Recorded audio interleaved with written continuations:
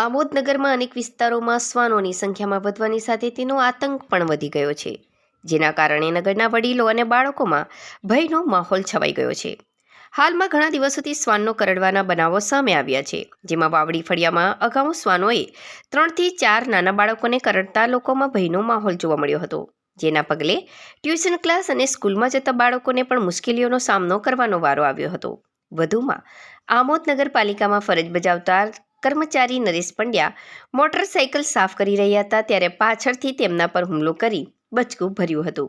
આ અંગેની સ્થાનિક જાગૃત નાગરિકોએ નગરપાલિકામાં જાણ કરી હતી, જેથી સેનેટરી વિભાગ દ્વારા બહારથી ટીમ બોલાવી આતંક ફેલાવનાર શ્વાનોને ભારે જહેમત બાદ પકડી સલામત સ્થળે છોડવામાં આવ્યા હતા. જોકે હિંસક શ્વાનો પકડાતા સ્થાનિકોએ રાહતનો શ્વાસ લીધો હતો.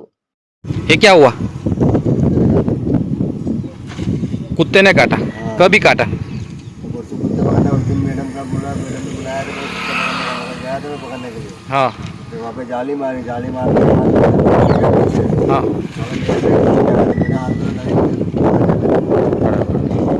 तो इंजेक्शन लगाए ऐसा नहीं लगा था।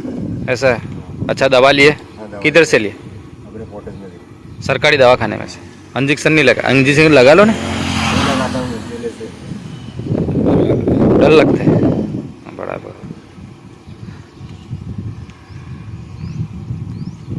આપનું? નરેશ પંડ્યા, શું કરો છો તમે? નગરપાલિકામાં નોકરી. શું ઘટના બની તમારી સાથે? આજે સવારે હું મારી ગાડી સાફ કરતો હતો, એ ગઈ ત્યાં કૂતરું આવી ને પાછળથી મને જકડી લીધું, ત્યારે હાથ મારીને મેં છોડાવી દીધું.